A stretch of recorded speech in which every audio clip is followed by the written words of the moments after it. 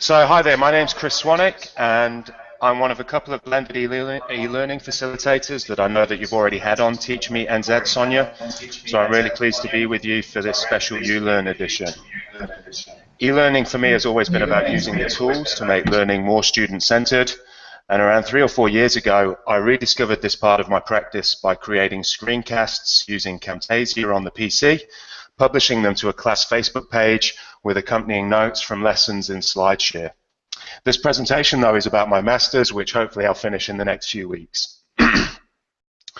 So the title is Social Media Facilitating a Shift Towards Student-Centered Modes of Learning in an Auckland Secondary School?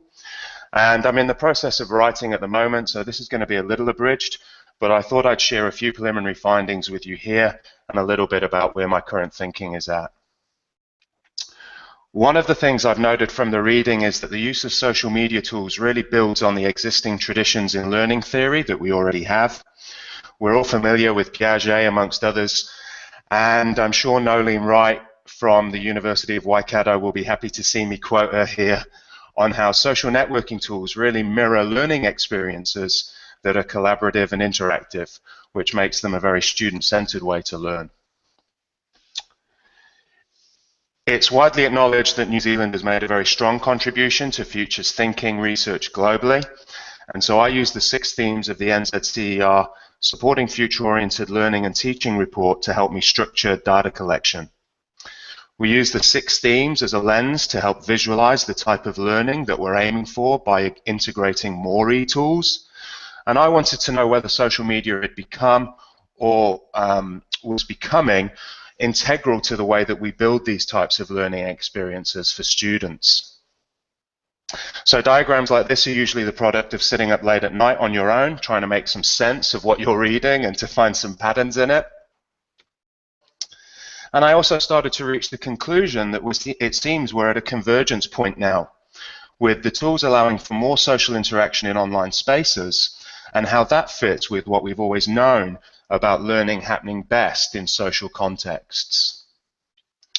The methodology involved surveying student and teacher attitudes around social media against the 6 future themes, and I also wanted to do some interviews to build some personal narratives about how they were being used.